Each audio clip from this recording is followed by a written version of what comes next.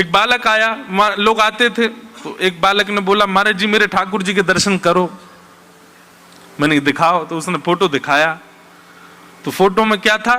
मुकुट रखा है, कुंडल पधराए हैं, मालाएं धारण हैं, पर बीच में केवल ऐसी एक गोल आकृति छोड़ी हुई है, उसमें केवल एक वस्त्र है, और पीछे एक सुंदर से किसी, मानो ऐसा लग रहा था कोई कुछ स्थूल सा वस्तु है, उसको कपड़े पहना रखे, उसी पे मुकुट, उसी पे कुंडल, उसी पे सब आभूषण धारण।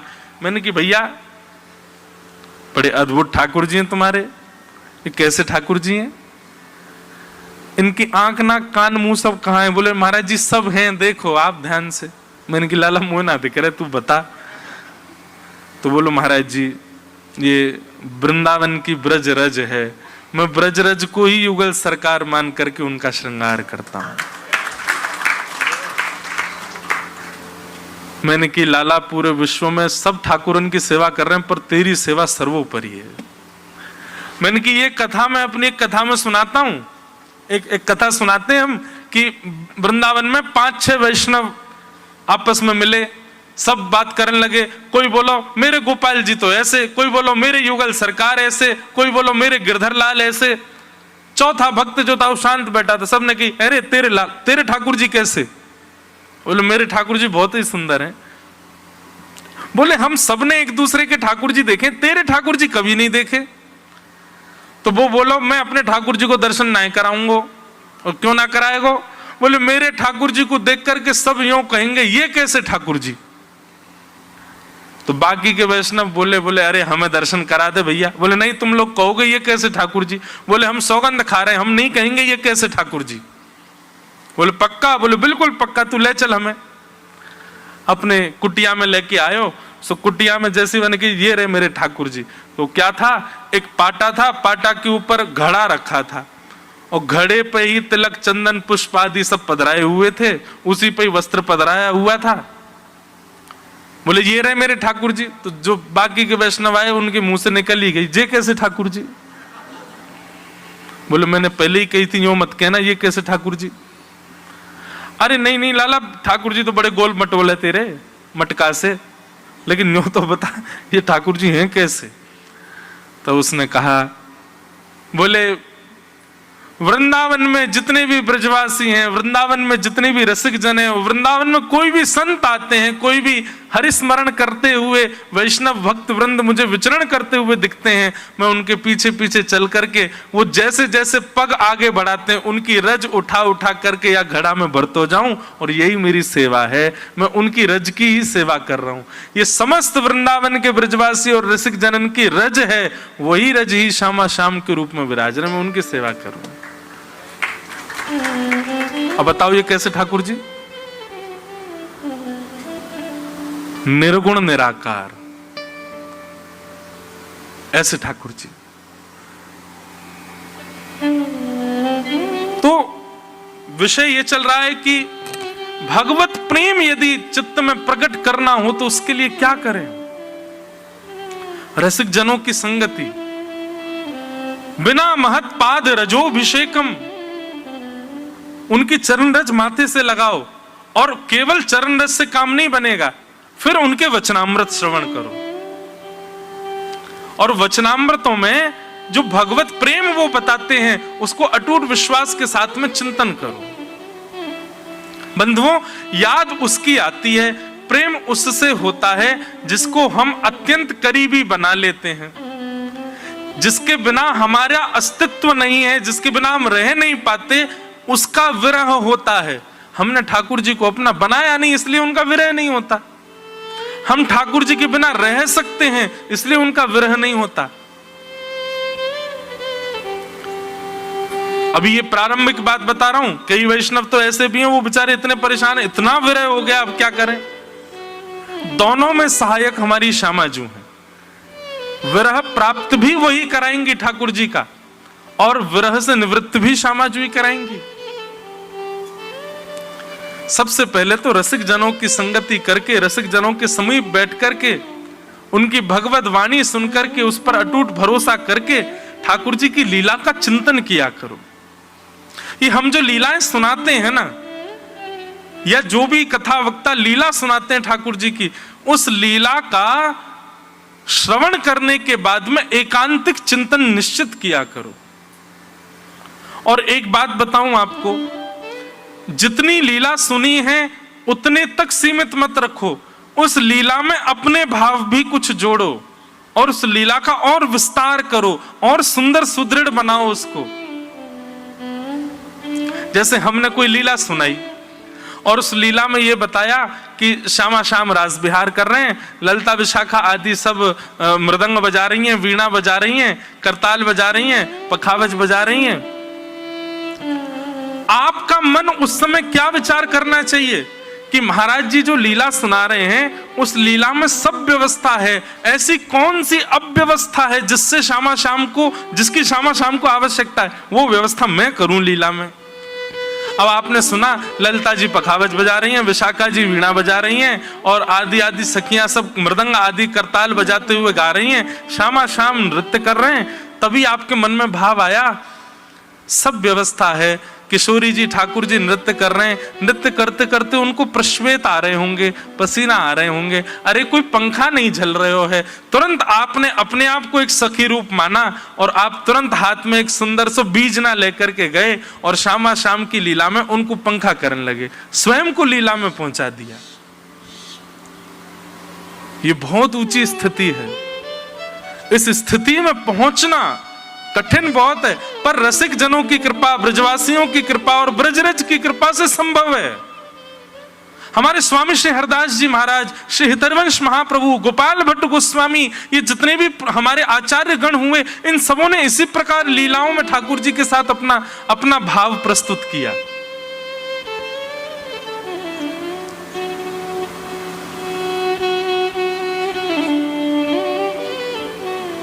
एक लाली आई थी परसों कथा में, उसको ऐसी लीलाओं का चिंतन होता है।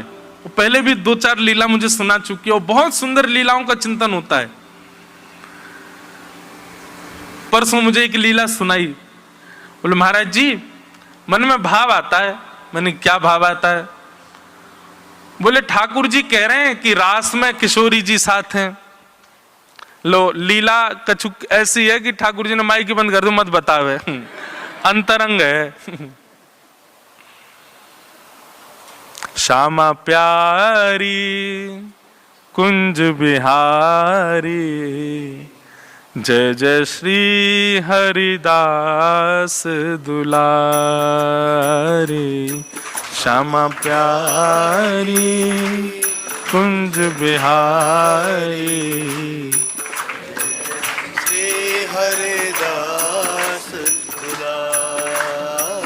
हो श्यामा प्यारी कुंज बिहारी, जय जय श्री हरिदास दुलारी। श्यामा प्यारी कुंज बिहारी, जय जय श्री हरिदास दुलारी। ओ श्यामा प्यारी कुंज बिहारी, जय जय श्री हरिदास दुलारी। श्यामा प्यारी कुंज बिहारी, जय जय श्री हरिदास दुलारी। श्यामा प्यारी बांके बिहारी, जय जय श्री हरिदास दुलारी। श्यामा प्यारी बांके बिहारी, जय जय श्री हरिदास दुलारी। ओ श्यामा प्यारी कुंज बिहारी, जय जय श्री हरिदास दुलारी। श्यामा प्यारी कुंज बिहारी, जय जय श्री हरिदास दुलारी। तो कैसा भाव चिंतन है कि महाराज जी ठाकुर जी सब लीलाओं में किशोरी जी संग रहती हैं। रास में किशोरी जी साथ में हैं, सांझी लीला में किशोरी जी साथ हैं, गोवर्धन लीला में किशोरी जी साथ हैं, सब लीलाओं में किशोरी जी साथ ही हैं ठाकुर जी के। ठाकुर जी के मन में विचार आयो कि एक लीला में किशोरी जी हमारे संग नहीं है। बोले काय में? बोले चोरी में। हम चोरी करवे जामे, वहां में किशोरी जी नहीं है साथ में। और बेचारे ये सबरे मधुमंगल, श्रीदामा, तनसुखा, मनसुखा, धनसुखा, ये सबरे दौड़ दौड़ के हाँप चुके हैं, पर किशोरी जी को ये सुख नहीं मिलो कि चोरी करो और भागो। कितना सुंदर देखो चिंतन। तो मैंने कि फिर क्या चिंतन हुआ? बोले महाराज जी ऐसा चिंतन आया कि ठाकुर जी बोले किशोरी जी को भी चोरी करवाओ, और फिर चोरी करवे के बाद जाकी चोरी करिए वो पीछे भगेगो, और फिर अपने वस्त्र लत्ता फतनान ने पकड़ करके दौड़ेंगे, और कितनी जोर से दौड़ करके भागेंगे, बातें बच करके। वहां में हम किशोरी जी को जब देखेंगे तब सुख मिलेगा चित्त को, तब आनंद मिलेगा कि हाँ किशोरी जी ये दौड़ रही किशोरी जी।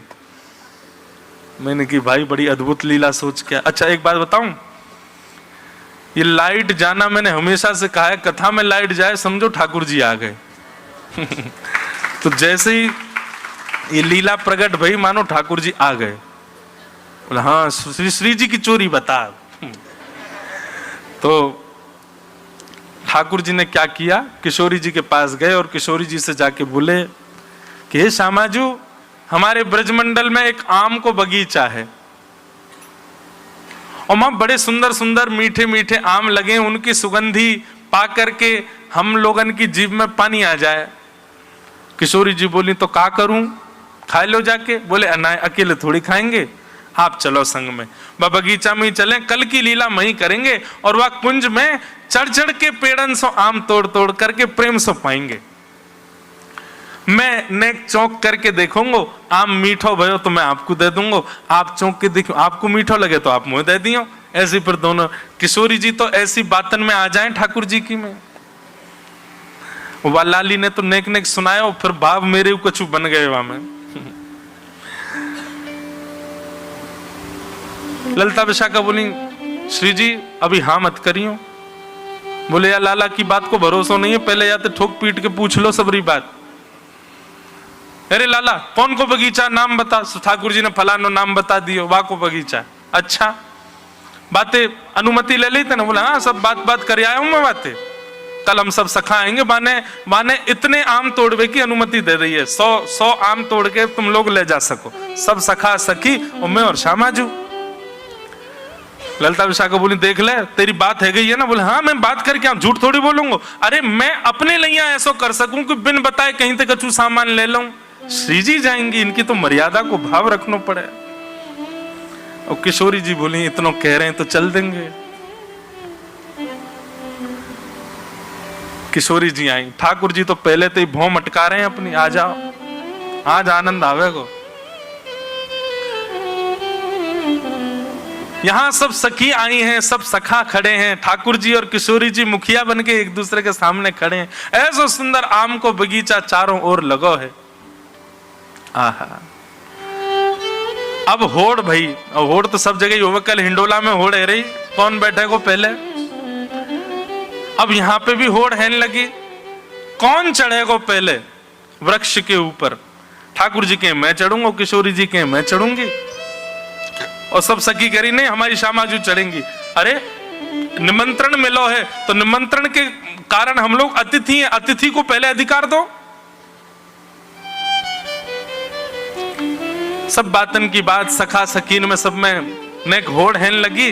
इतने में ही भाई दोनों चढ़ो, जो पहले ऊपर पहुंच जाएगा वही आम खाएगा। एक तरफ तो किशोरी जी चढ़ी, दूसरी तरफ तो श्याम सुंदर चढ़े ऊपर। लेकिन ठाकुर जी तो चढ़ गए, ठाकुर जी तो चढ़ रहे हैं, छटपट चढ़ते जा रहे हैं। लेकिन किशोरी जी को ऐसा घेरावदार लहंगा, वो कभी कहीं पे अटक जाए, कभी कहीं फंस जाए। किशोरी जी बोली यहाँ में बड़ो असंभव है चढ़ना। सोई किशोरी जी गई, एक कुंज में गई और जाकर के अपना नवीन श्रृंगार करके आई। ठाकुर जी जैसी धोती पहन के, ठाकुर जी जैसी पीतांबरी पहन के, ठाकुर जी जैसा श्रृंगार करके, कि अपने केशन को पीछे बांध करके, सुंदर पाग सिर पर लपेट करके बिल्कुल श्याम सुंदर बन के आई हैं। लेकिन कैसी श्याम सुंदर है? बोले गौर सुंदर हैं। एक तरफ श्याम सुंदर, एक तरफ गौर सुंदर। किशोरी जी बोले नीचे उतर के आओ, अब चढ़ेंगे दोनों संग में। पहले तो हमने लहंगा पहनो, हमारी फंस गो, अब दोनों की समान बिल्कुल वस्त्र, अब चढ़ेंगे। आहा कितना सुंदर चिंतन है। अब की बार जैसी चढ़े तो छटपट महाराज स्वामिनी जी ऊपर चढ़ गई और ऊपर जाकर के बैठ गई। जय जयकार रहने लगी, हमारी स्वामिनी जी की जय हो, हमारी वृषभानु दुलारी की जय हो। ये सब दृश्य देख करके ठाकुर जी तो परम आनंद में भर आए।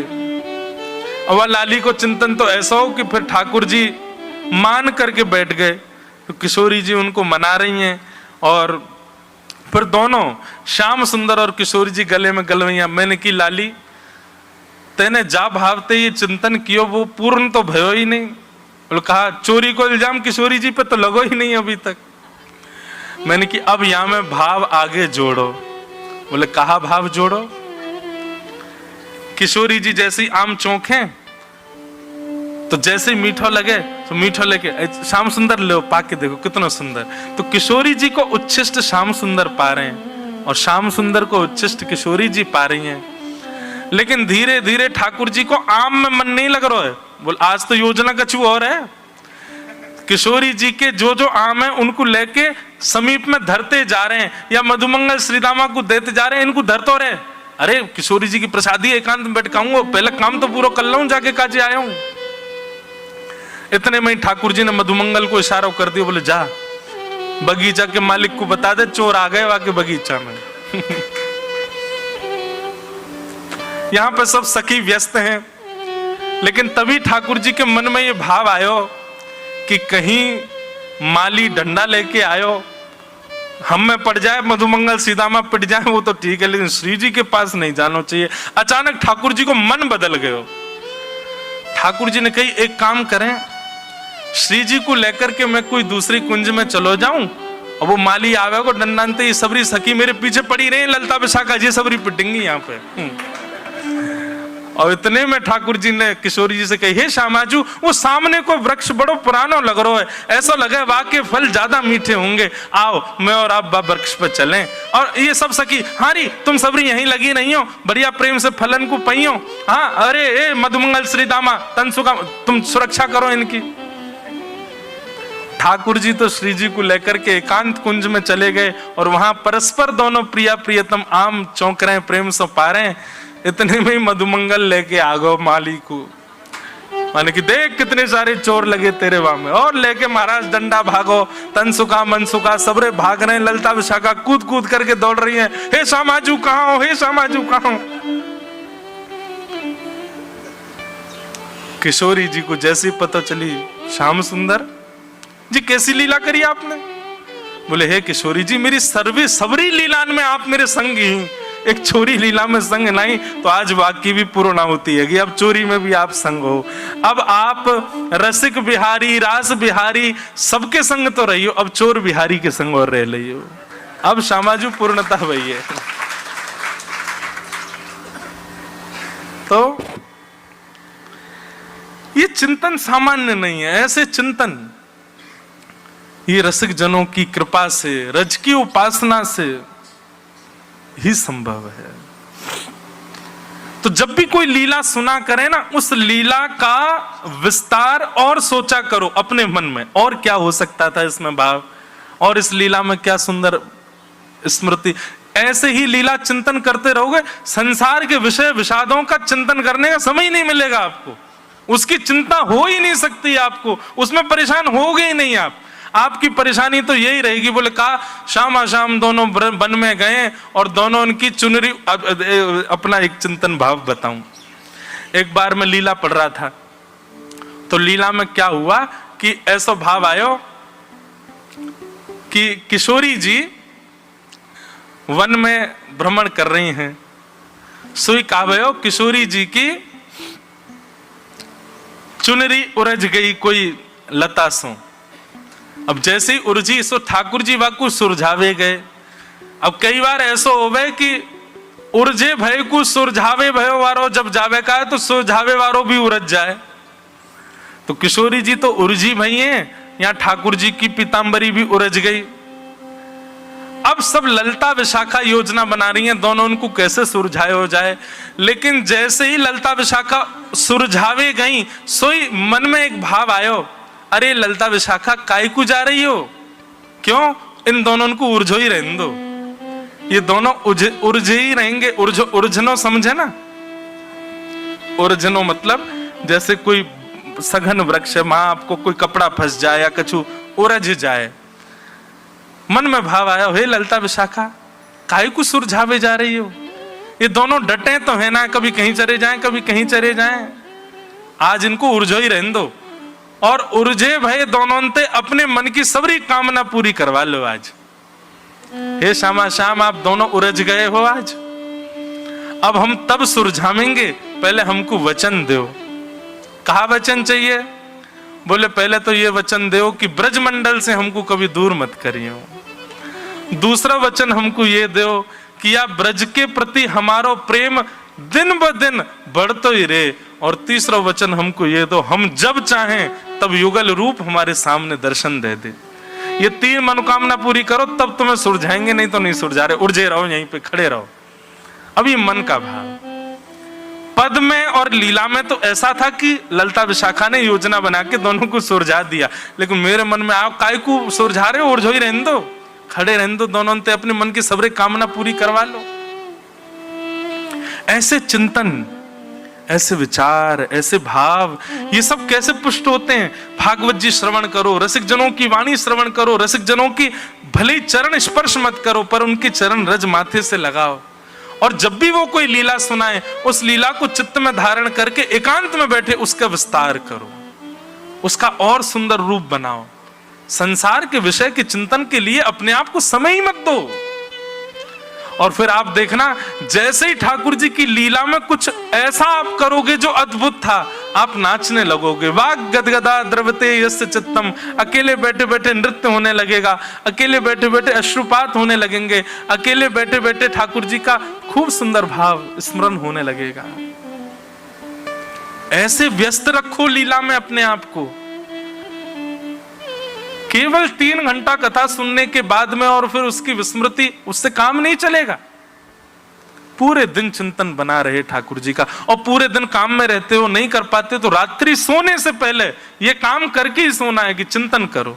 और एक बात याद रखना, 1 दिन 2 दिन 1 हफ्ता 1 महीना तक चिंतन किया, कोई लीला विस्तार नहीं हो पाई, आपके 1 महीना के चिंतन का प्रभाव किसी दिन स्वप्न में ठाकुर जी आकर के लीला का विस्तार कर जाएंगे और आपको अनुभव करा जाएंगे।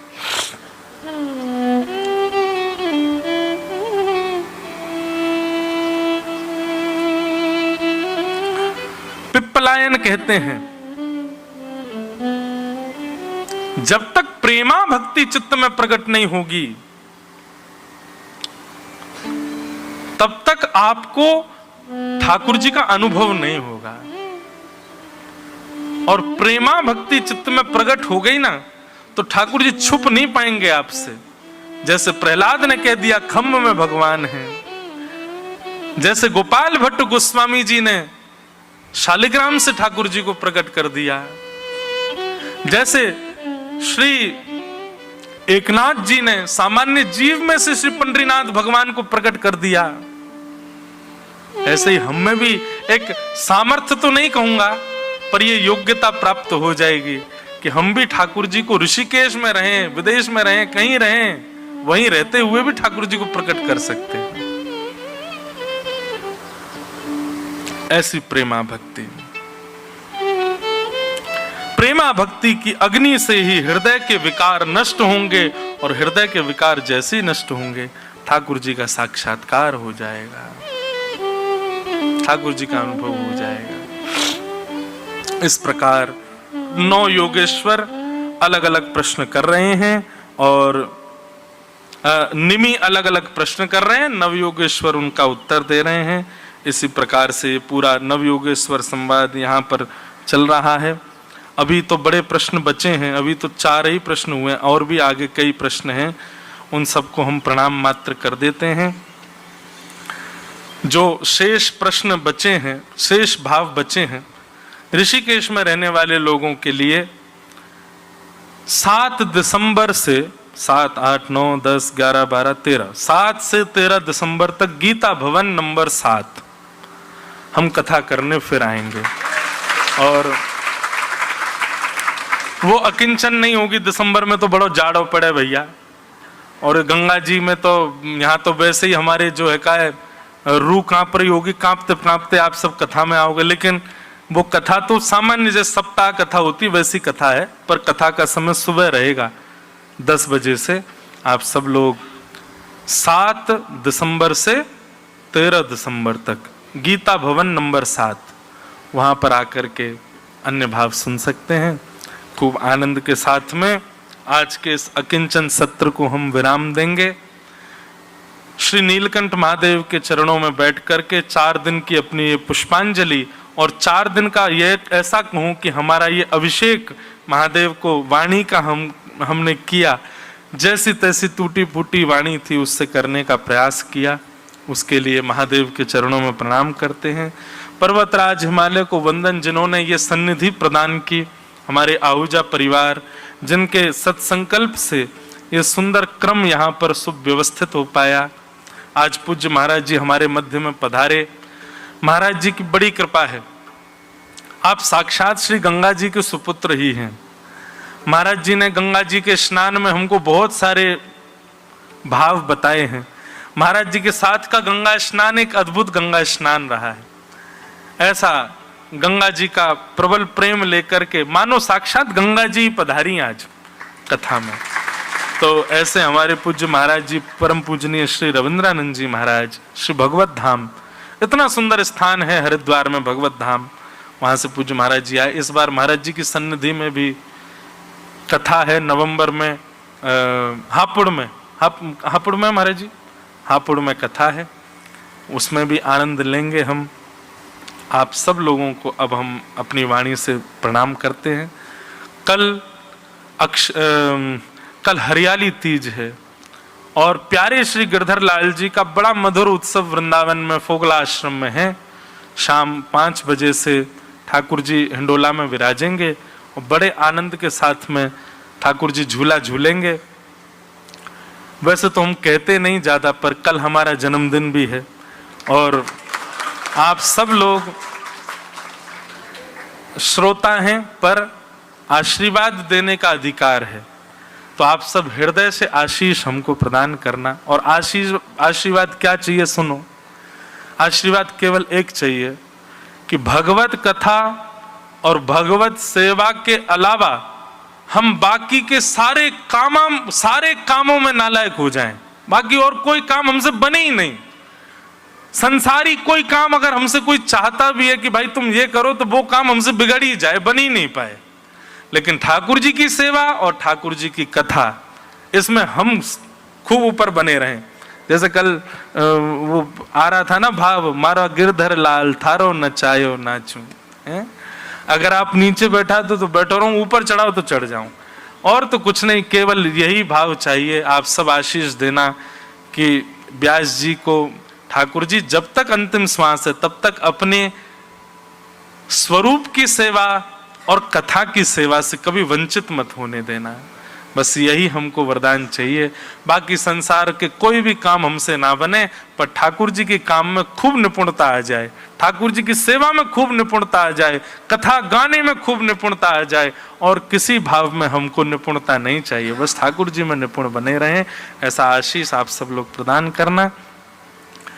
उसके बाद 11 अगस्त से पंढरपुर महाराष्ट्र में श्री पंढरीनाथ भगवान के चरणों में प्रथम बार भागवत की कथा है। महाराष्ट्र के वैष्णव संतों का चिंतन होगा, आनंद होगा, पंढरपुर में सुख मिलेगा ठाकुर जी का। और फिर 20 अगस्त से 26 अगस्त तक, मतलब जन्माष्टमी तक, हम अपने जीवन की सबसे पहली भक्तमाल कर रहे हैं जयपुर में। जयपुर में भक्तमाल की कथा है, सी स्कीम क्षेत्र में होगी, जो वहाँ की कॉलोनी है, उसमें ये कथा क्रम रहेगा। आप सब लोग वहाँ भी आ सकते हैं खूब आनंद से। अच्छा, कल मन में भाव आया कि भक्तमाल जी में तो बड़े भक्तों की कथा है, तो कौन से भक्तों का भाव रखेंगे। तो हमने 2 पर्ची बना के ठाकुर जी के आगे डाली है। एक तो राजस्थान के भक्त, जिसमें मीराबाई, करमेती बाई और धन्ना जाट आदि आदि इन सब भक्तों के चरित्र।